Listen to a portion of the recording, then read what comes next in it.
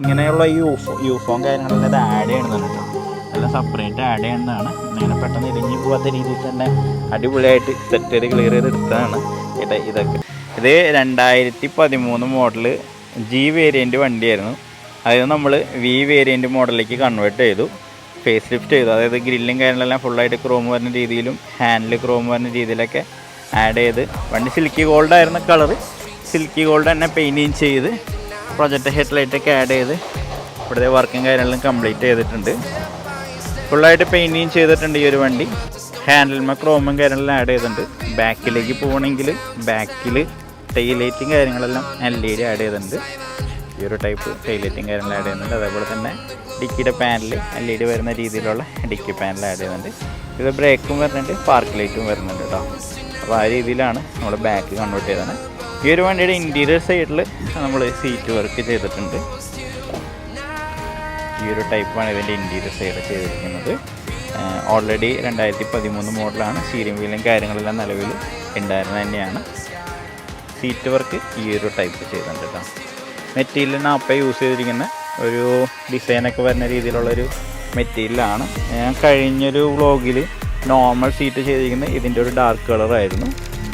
അപ്പോൾ ആ ഒരു ടൈപ്പിൽ തന്നെയാണ് ഇതിൻ്റെ സീറ്റ് വർക്ക് ചെയ്തിരിക്കുന്നത്.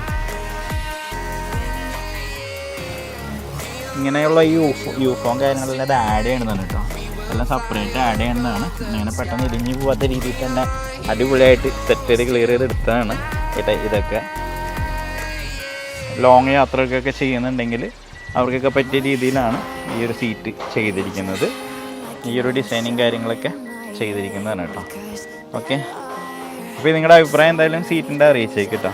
മെറ്റീരിയൽ നാപ്പിയാണ് യൂസ് ചെയ്തിരിക്കുന്നത്. അത്യാവശ്യം കുഴപ്പമില്ലാത്ത മെറ്റീരിയലാണ്. സെൻറ്റർ സീറ്റും 7 സീറ്റ് ആയതുകൊണ്ട് തന്നെ 4 സീറ്റും ഈ ഒരു ടൈപ്പിൽ തന്നെയാണ് നമ്മൾ വർക്ക് ചെയ്തിരിക്കുന്നത്.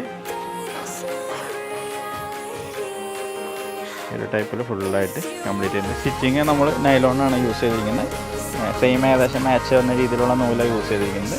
ഈ രീതിയിൽ സ്റ്റിച്ച് ചെയ്ത് ക്ലിയർ ചെയ്ത് എടുത്തിട്ടുണ്ട്.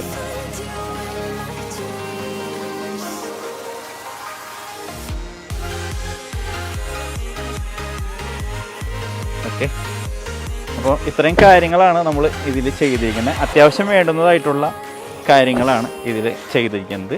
അത്യാവശ്യം വേണ്ടുന്നതായിട്ടുള്ള എല്ലാ കാര്യങ്ങളും ചെയ്ത് സിൽക്കി ഗോൾഡ് ഇന്നോവയുടെ ഫുള്ളായിട്ട് തന്നെ വർക്ക് കംപ്ലീറ്റ് ചെയ്തിട്ടുണ്ട്. ഇതിപ്പോൾ ഡെലിവറിയാണ്. അപ്പോൾ അതിൻ്റെ കസ്റ്റമർ എത്താറായിട്ടുണ്ട്. നല്ല മഴ വീണ്ടും വന്നിട്ടുണ്ട്. അപ്പോൾ നിങ്ങളുടെ അഭിപ്രായം ഈ വണ്ടീനെ പറ്റിയിട്ടുള്ളത് എന്തായാലും അറിയിച്ചേക്കിട്ടോ. അപ്പോൾ ജസ്റ്റ് നമ്മുടെ വണ്ടി ഡെലിവറി സമയത്ത് ചെറിയൊരു വീഡിയോ എടുത്തതാണ്. വ്ളോഗൊന്നും ആയിരുന്നില്ല. നമ്മുടെ വണ്ടി പക്ഷെ നിങ്ങളൊന്ന് കാണിച്ചു തന്നു. ഇന്ന് വർക്ക് കഴിഞ്ഞ വണ്ടി.